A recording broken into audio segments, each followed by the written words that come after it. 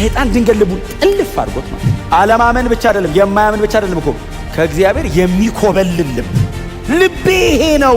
አትኮብልሉ፣ አትሂዱ። እንዴት ኢየሱስን በዝና ይተካል? እንዴት ኢየሱስን በሆነ ነገር ይተካል?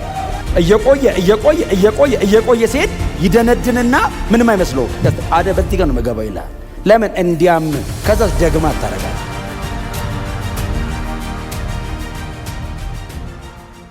የጌታ ቃል ክፍል እናነባለን። ዕብራውያን ምዕራፍ 3 ላይ ከቁጥር 11 ጀምረን እስከ 14 ድረስ ያለውን የጌታ ቃል ክፍል በጌታ በኢየሱስ ክርስቶስ ስም አነባዋለሁ። የምንወደው የጌታ ቃል እንደዚህ ይላል። ስለዚህ በቁጣዬ እንዲህ ብዬ ማልሁ፣ ወደ ዕረፍቴ ከቶ አይገቡም። ወንድሞች ሆይ ከእናንተ ማንም ከሕያው እግዚአብሔር የሚያስኮበልል ኃጢአተኛና የማያምን ልብ እንዳይኖረው ተጠንቀቁ። ነገር ግን ከመካከላችሁ ማንም በኃጢአት ተታሎ ልቡ እንዳይደነድን ዛሬ እየተባለ ሳለ በየቀኑ እርስ በርሳችሁ ተጽናኑ።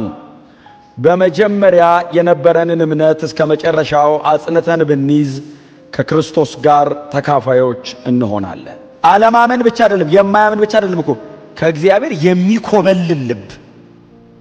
መኮብለል የአንድ ቀን አይደለም፣ ኢትስ ኤ ፕሮሰስ።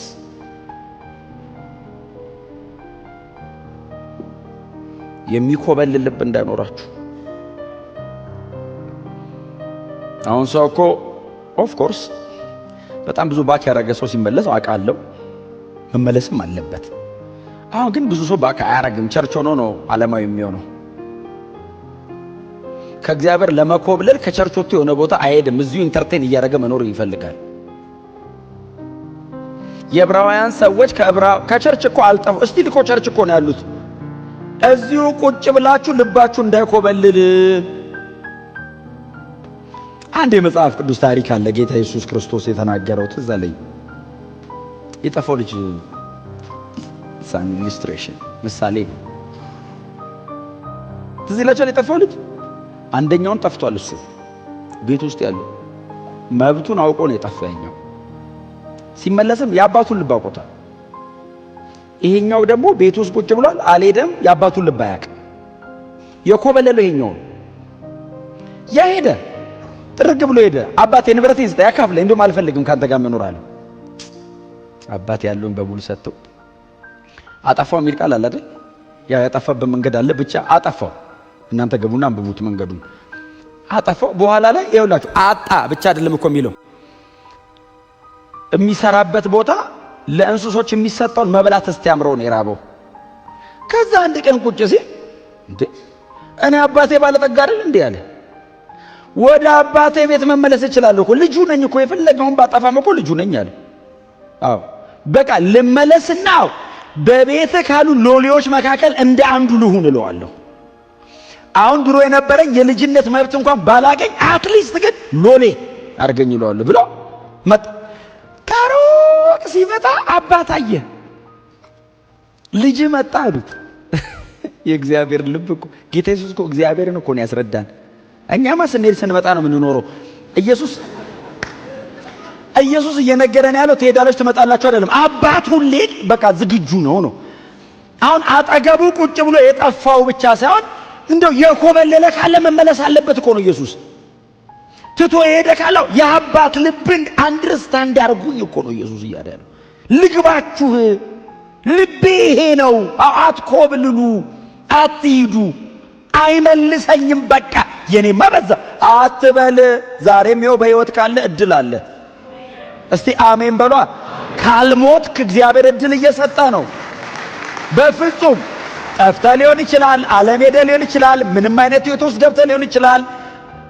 ይኸው የሚያወጣ እግዚአብሔር በዚህ አለ። የሚምርህ የናዝሬቱ ኢየሱስ በዚህ አለ። በቃ ማረኝ። አሁን ይኸውላችሁ አለማመን ማለት እያወቀ እየገባው እየተረዳ አጠገቡ ቆሞ አጌነስት የሚሆነው። አንድ ያሉ መንግስተ ሰማይና ሲኦልን ለመጎብኘት አንድ ሰው ይሄዳሉ። መንግስተ ሰማይ ጸጥ ያለ ነው አሉ። ማን ነገር ጸጥ ያለ ነው አሉ። ሲኦል ሲሄዳሉ በቃ በጣም ጭፈራ ነው፣ ሙዚቃ ነው ምናምንና ትንሽ ኢንተርቴይንመንት አለ። ሰማይ ሲሄድ ደግሞ በጣም ስርዓት አለ፣ አምልኮ ነው፣ የተዛነፈ ነገር የለም። ሰውየው መሬትም እሱ እንደዚህ ነገር ደስ ስለማይለው ያኛው ይሻለኛል አለና ዓለም ላይ የተመረጡ የሚባሉት እንደዚህ ልብ የሚያወልቁት አሉ ሲሆን ከዛ የቱ ይሻላል ሲለው ያኛው ይሻለኛል አለ። ሲሄዳሉ እንዳለ እየተቃጠለ እየነደደ ነው። ምንድነው የቀደሙ ሲል ማስታወቂያ ነው አሉት አሉ።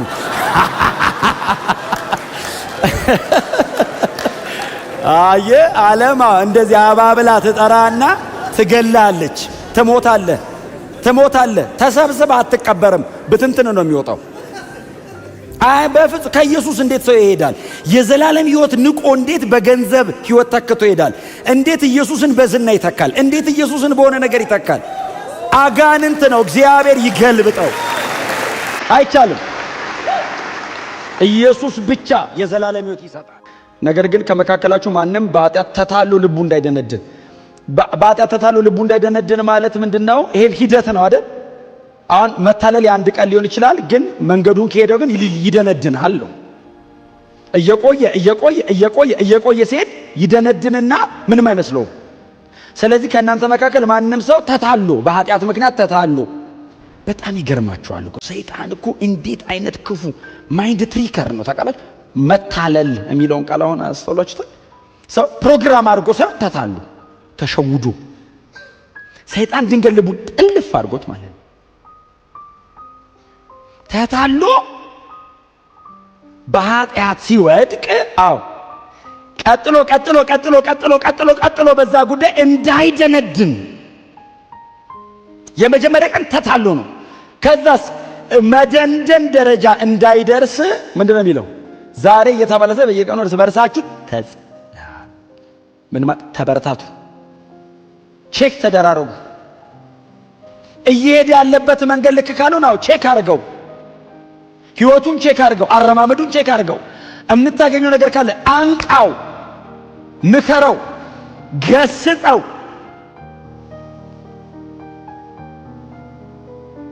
መጣላት ደረጃ መድረስ ጥሩ ነው። አንዳንዴ ሰው አልመለስ አለኛ ኖ እንደሱ አይደለም ማለት ያለባችሁ ኖ።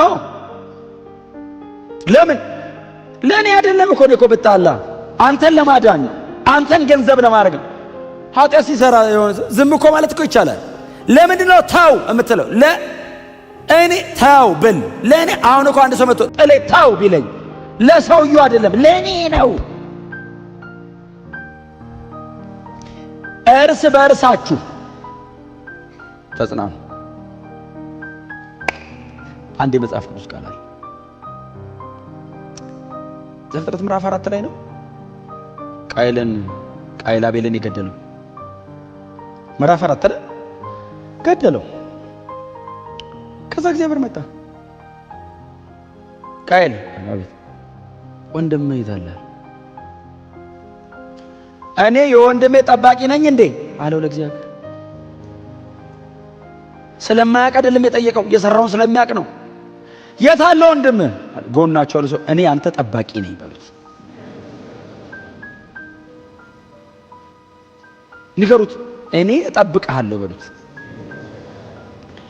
እኔ የወንድሜ ጠባቂ ነኝ እንዴ ሲለው እግዚአብሔር እንደዚህ አለው፣ የወንድም ደም ወደ እኔ እየተጣራ ነው አለ። ንጹህ ነው ወንድም አለ።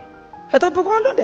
ይሄም እርስ በርሳችሁ ጠብቀው። አጠገብ ያለውን ወንድምን ጋርድ አድርገው፣ አስመልጠው፣ ታደገው። ዛሬ ሊያመኝ ይችላል፣ ነገስ አመሰግናለሁ፣ ነገስ በእግዚአብሔር ፊት ክብርን ትቀበላለህ በእኔ ጉዳይ። እስቲ አሜን በሏ። እንዴ መቁሰል ካለብኝ ቸርች ነው መቁሰል ያለብኝ። ታው ስትሉኝ ሊያመኝ ይችላል። ኦፍ ኮርስ ያማል። የሚያድነው ግን እሱ ነው። የምንለወጠው ግን በሱ እርስ በርሳችሁ። የእግዚአብሔር ቃል ሕያው ነው ይላል። አሜን ስንል በሁለት በኩል ከተሳለ ሰይፍ ይልቅ ስለታም ነው። ከዛ ቀጥሎ እንዲህ ይወጋል ነው የሚለው። እንደዚህ ቢያደርግ ጥሩ እኮ ነው። እንደዚህ ነው የሚገባው፣ ድርምስ ነው የሚያደርግ በአጥንት። አረ እግዚአብሔር ማውጫውን አውቀዋለሁ ይላል።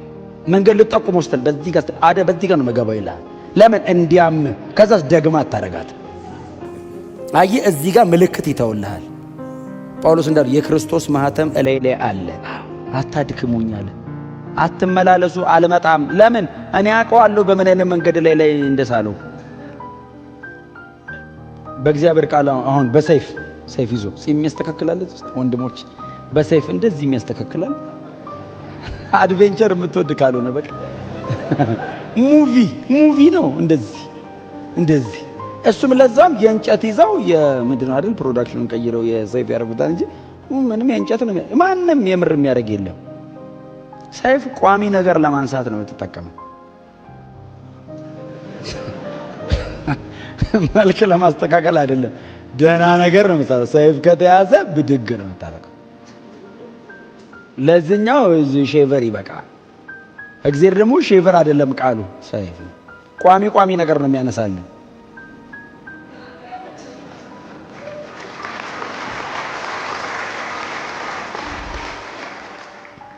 እና መዶሻ ደግሞ ተብሏል። የእግዚአብሔር ቃል መዶሻ ከተባለ እመረዋለሁ ማለት ነው። አስደግፉ፣